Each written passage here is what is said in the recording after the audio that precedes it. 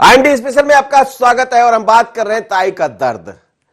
Bharatiya Janata party की senior leader और लोकसभा में अध्यक्ष रही, लगातार सांसद का चुनाव जीतती रही इंदौर से ताई का दर्द झलका है और ऐसे समय झलका है जब मध्य प्रदेश में नगरीय निकाय के चुनाव होना है।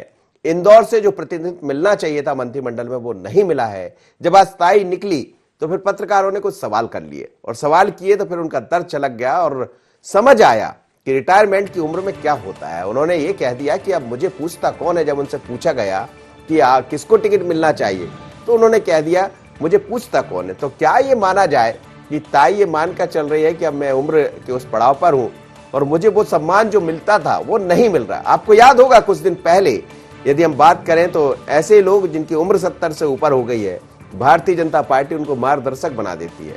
तो क्या ताई भी ये मानकर चल रही है? लेकिन जरा सुनिएगा क्या कहा सुमित्रा महाजन, पूर्व लोकसभा अध्यक्ष और ताई के नाम से जाने जाने वाली। सुनिएगा ताई का बयान। भाई आप कुछ नाम रखेंगे अपनी तरफ से? नहीं रे बाबा, मैं क्यों रखूं? कौन पूछता है मुझे? उपयुक्त कौन है? ये टिकट देने वालों को बोलूं तो ज्यादा मतलब है ना, अपन क्या बोले? नहीं तो कितने भी अपन काऊ काऊ करे क्या फर्क। इंदौर को जो समझे, इंदौर का जो विकास चौतरफा हो रहा है, इस विकास को सबका साथ लेके करने वाले लोग हमें चाहिए। इंदौर की उपेक्षा नहीं होना चाहिए। 1-2 मंत्री इंदौर को मिलना ही चाहिए। मगर अब देने वाला आ रहा है 6 तारीख को, या उसके पहले देगा तो अच्छी बात है। मिले तो आनंद मनाए, नहीं मिले तो रोष प्रकट करें। चलिए, उन्होंने कह दिया कि देने वाला आ रहा है, यानी कि 6 तारीख को देने वाले हैं। मुख्यमंत्री जी का दौरा होगा शायद इंदौर का, जैसी चर्चा है। लेकिन दौरे जब हो जाते हैं, जब भी माना जाता है कि आज मुख्यमंत्री पहुंच गए या कोई भी पहुंच गया, उनका देने वाला आ रहा है। उससे कहिए, उनसे कहिए, और दे तो भला, ना दे तो फिर हम क्या कहें, विरोध दर्शाइए, सीधे तौर पर उनका। लेकिन ताई है, ताई तमाम सारे पदों पर रही है और कहीं ना कहीं चेहरे से, भाव से ये समझ आ रहा है कि अब दर्द छलकने लगा है। मेरे साथ 2 मेहमान जुड़े हुए। उमेश शर्मा जी, इसको कैसा देखा जाए? शहर की चिंता है या ताई का दर्द है? नहीं, आप इसको ताई के दर्द के रूप में लीजिए मत, आप इसको एक माँ की नसीहत के रूप में लीजिए। और ताई का जो अपना राजनीतिक स्वभाव रहा है, आज से नहीं, लगभग ताई पिछले 35-40 वर्षों से राजनीति में सक्रिय है और कभी भी ताई ने राग और द्वेष से, पक्षपात और अनुराग से परे होकर ही अपनी बातें रखी है। और ताई बहुत ममत्व भाव के साथ नसीहत भरी भाषा में सदैव बोलती रही है। और आज भी उनके बोलने का अभिप्राय सीधा सीधा यही है कि शहर के लिए जो उपयुक्त है उसके बारे में विचार होना चाहिए। जो शहर के विकास की नब्ज को जानता है उसके बारे में बताना चाहिए। और उन्होंने इसके साथ ये भी जोड़ा है कि जो टिकट देने वाले व्यक्ति हैं उनके सामने अपना विषय रखेंगे। अब पूछने से उनका अभिप्राय यही है कि भाई मुझसे पूछता कौन है, तो भाई उनका अभिप्राय मुझे लग रहा है कि उनकी भाव और भाषा को अन्य भाव से लिया जा रहा है। उनका सीधा कहना है कि जो लोग करने वाले वो जब पूछेंगे तब मैं अपने विषय को रखूंगी और उपयुक्त व्यक्ति का नाम सुझाऊंगी। अब समाचार माध्यमों में तो बोले इस प्रकार के निर्णय होते नहीं है। तो इस प्रकार का जो उन्होंने भाव व्यक्त करा, उस भाव के पीछे का सीधा सीधा उनका अभिप्राय जो है वो यही है कि ताई जो है वो हमेशा, आपके पास तो भाव भी है और लफ्ज भी है। आपके पास शब्दों की कोई कमी नहीं रहती है और आप ऐसे एक प्रवक्ता है जो अपनी बातों के जरिए उन बातों को कह भी देते हैं। लेकिन सवाल यही है कि हम देख रहे हैं, बीते चाहे आडवाणी जी की बात कर ले, मुरली मनोहर जोशी जी, सब उम्र के उस पड़ाव पर है, धीरे धीरे कर मार्गदर्शक मंडल की तरफ चले जाते हैं।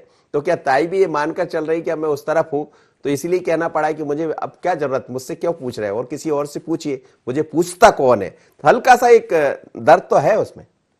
मनोज जी, भारतीय जनता पार्टी कभी भी एक व्यक्ति प्रधान राजनीतिक संगठन रहा नहीं है जी। हम एक विचार आधारित राजनीतिक संगठन है और विचार आधारित राजनीतिक संगठनों में जो व्यक्ति होते हैं वो कभी भी अपने विचार से बड़े नहीं होते हैं। और ताई भी जो है वो हमारी वैचारिक धरोहर है, हमारी वैचारिक संपदा है। और ताई जिस प्रकार की विचार अभिव्यक्ति करती है, उस विचार अभिव्यक्ति के पीछे अंततः कहीं ना कहीं संगठन का लाभ पहुंचाने का दृष्टिकोण होता है और अच्छे और सुयोग्य व्यक्तियों का संरक्षण करने का भाव होता है। तो ताई जो कहती है, मुझे लग रहा है कि ताई के पीछे का भाव उसी रूप में मनोज जी लिया जाना चाहिए। ताई आज भी संगठन के प्रति उतनी ही चिंता रखती है जितनी पहले रखती थी। और जहां तक मार्गदर्शक मंडल का प्रश्न है, तो मार्गदर्शक मंडल कोई शब्द गलत शब्द थोड़ी है। मार्गदर्शक मंडल का मुझे लगा कि एक मीडिया के द्वारा गढ़ा हुआ शब्द है। भारतीय जनता पार्टी में इस प्रकार का कोई मार्गदर्शक मंडल जैसी व्यवस्था नहीं होती है। और हमारे यहाँ तो वरिष्ठ और कनिष्ठ का भेद भी कभी नहीं होता है। हमारे यहाँ पर दायित्व पर अगर कनिष्ठ कार्यकर्ता भी आ जाता है तो वरिष्ठ कार्यकर्ता जो होता है वो उसके मार्गदर्शन में काम करता है, उसके दिशा निर्देशों का पालन करता है। तो अवनीश जी, ताई का दर्द चलका है, किस रूप में देख रही कांग्रेस इसको? देखिए मनोज जी, जो ताई का दर्द झलका है, उन्होंने एक तो ये कहा कि मुझे कोई पूछता नहीं है, और काँव काँव करने से क्या मतलब, वो बोलने से क्या होता है, कौवे की तरह बोल लो, तो ये कोई सुनने वाले तो है नहीं। तीसरा उन्होंने कहा कि जो करने वाले हैं वो 6 तारीख को आ रहे हैं, शायद मध्य प्रदेश के मुख्यमंत्री वहाँ पहुंच रहे होंगे, जिनको इंदौर का विकास करना। और उन्होंने ये भी कहा है जो इंदौर को जानते हैं, जो इंदौर का विकास करना चाहते हैं, वो लोग सब अलग हैं, मतलब इस पूरे सिस्टम में नहीं है। लेकिन जो लोग हैं, जो कर रहे हैं, जिनको निर्णय करना है, टिकटों का निर्णय करना है, वो लोग इंदौर की नब्ज को अच्छी तरीके से नहीं समझते। भारतीय जनता पार्टी में पहले से ये होता रहा है, मुरली मनोहर जोशी और लालकृष्ण आडवाणी जिन्होंने भारतीय जनता पार्टी को संघ जनसंघ से लगा के भारतीय जनता पार्टी का निर्माण किया, जनता पार्टी भाजपा का, और उन्होंने पूरी नींव रखी, वो आज देखें क्या हालत में है। मध्य प्रदेश की बात करें तो यहाँ आदरणीय बाबूलाल गौर साहब जो हमारे बीच में नहीं रहे, वो आदरणीय कैलाश जोशी जी, आदरणीय ये अपने सरदार सिंह जी, जो मंत्रिमंडल से कैसे हटाया था, शिवराज सिंह चौहान जी ने ये कह दिया था कि फार्मूला आ गया 75 पार बाहर, जबकि केंद्र ने मना कर दिया। भारतीय जनता पार्टी के एक चीज बताइए अवनीश जी कि क्या ऐसा नहीं होता है कि सियासत में भी उम्र की वो तो होना ही चाहिए, आप 80-90 साल तक, दूसरे लोगों को मौका तो मिलना चाहिए ना, आप कब तक यही सब करते रहेंगे? दूसरे लोगों को आना चाहिए, मौका देना। और सरताज सिंह उसका उदाहरण है, पहले इस उम्र पर आपके साथ चले गए, बाद में वहीं आ गए लौट कर। तो सियासत, राजनीति चीज ही ऐसी है कि लोग छोड़ना भी नहीं चाहते। मनोज जी, विश्वास में लेके करते तो अच्छा होता, धोखा देना अलग होता है कि ये नहीं फार्मूला आ गया, वो कह रहा है कि नहीं फार्मूला नहीं आया, आप इस्तीफा दो नहीं तो आपको हटा देंगे। जिस तरीके से मध्य प्रदेश में भारतीय जनता पार्टी के ऊपर के नेतृत्व के साथ होता रहा, वो जमीनी कार्यकर्ता के साथ भी हो रहा है। तो जमीनी कार्यकर्ता भाजपा और जनसंघ और जनता पार्टी के समय लड़ता रहा, वो रसातल में चला गया, उसको कोई पूछने वाला नहीं है। धोखेबाज और गद्दार टाइप के लोग जिन्होंने आके अभी जिस तरीके से कब्जा किया है, कल ही मंत्रिमंडल का विस्तार होने वाला है, कई भारतीय जनता पार्टी के सीनियर विधायक हैं, चाहे जो बिश्नोई हो, रायन शुक्ला हो, रामपाल सिंह हो, उनके कहीं से कहीं तक नाम नहीं है, लेकिन जिनने धोखा दे के आए उनको फिर से मंत्रिमंडल की शपथ दिलाई जा रही, पद खाली उनको सिर्फ लालीपाप बताया जाएगा। अभी कल मुख्यमंत्री जी शपथ ग्रहण के बाद कहते हैं कि शीघ्र ही विस्तार होगा, तो शीघ्र ही विस्तार होगा। ये कांग्रेस का दर्द है या कांग्रेस की चिंता है? कांग्रेस का दर्द नहीं है, कांग्रेस की चिंता भी नहीं है, ये भारतीय जनता पार्टी का अंदरूनी मसला है। लेकिन भारतीय जनता पार्टी जिस विचार को लेकर ये लोग कहते हैं कि हम राष्ट्रवाद, विचार, धर्म सबकी बात करते हैं, वो सबसे परे है। ये सिर्फ एक अपॉर्चुनिस्ट अवसरवादी लोगों का दल अवनीश शर्मा जी, अवसरवादी हो गई क्या भारतीय जनता पार्टी, ऐसा कह रहे हैं अवनीश जी? मुझे लग रहा है कि ये छटनी बोल रही है टुकड़े से कि तुझमें बहुत सारे छेद है। भारतीय जनता पार्टी ने तो वरिष्ठ नेताओं का सदैव सम्मान करा है। आप तो सीताराम शेट्टी जी का उदाहरण देख लीजिए, जिनकी धोती खोलकर धक्के देकर मंच से उतारा गया था। नरसिंह राव जी का हाथ से कांग्रेस पार्टी ने क्या करा है, ये पूरा देश भली भांति जानता है।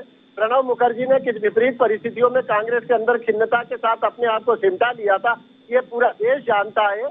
जीत 43 के नाम पे अभी जो ग्रुप काम कर रहा है कांग्रेस हाईकमान के खिलाफ, चाहे कपिल सिब्बल हो, चाहे गुलाम नबी आजाद हो, या इनकी पार्टी के और भी वरिष्ठ नेता हैं जो व्यापक रूप से असंतोष व्यक्त कर रहे हैं, तो मुझे लग रहा है कि एक उंगली हमारी तरफ उठाने के पहले उन 4 उंगलियों की भी चिंता करना चाहिए जो स्वतः इनकी तरफ मुड़ के आ रही है, एक बात। और दूसरी बात मनोज जी, बहुत स्पष्ट शब्दों में भारतीय जनता पार्टी ने कैलाश जोशी जी का तो सदैव सम्मान रहा है, वो श्रद्धेय रहे हैं। बाबूलाल जी गौर को भारतीय जनता पार्टी ने सदैव मंत्रिमंडल में रखा है, मुख्यमंत्री के रूप में उन्होंने काम किया है। और मैं फिर दोहराता हूँ, हमने कहा ना कि हम लोग एक व्यक्ति प्रधान राजनीतिक संगठन है नहीं।